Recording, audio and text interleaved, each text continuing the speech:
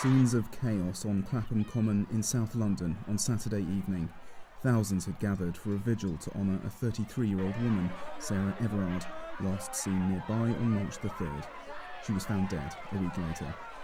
Images of Patsy Stevenson being pinned down by police made front-page news and sparked outrage about the police's handling of what had been a mostly peaceful event to condemn violence against women.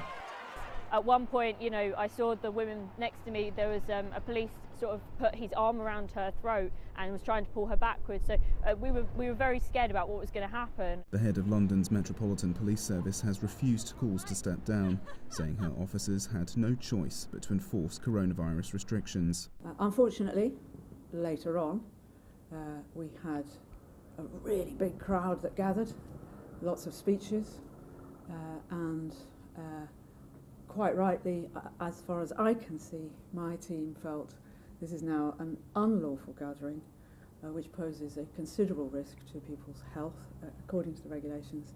A really invidious position for my officers to find themselves in.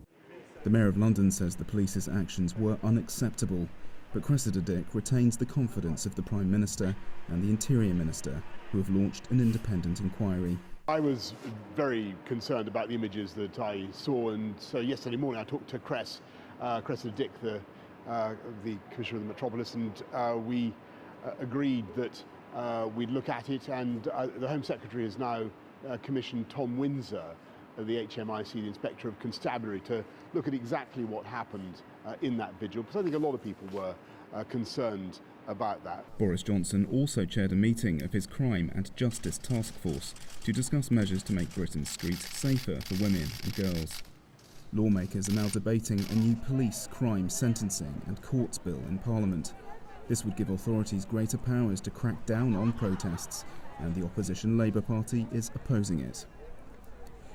Demonstrators marched from the police headquarters to Downing Street on Sunday, urging leaders to police the police. People are continuing to come here to Clapham Common to lay floral tributes and to quietly reflect. The messages sum up what so many are thinking. She was just walking home.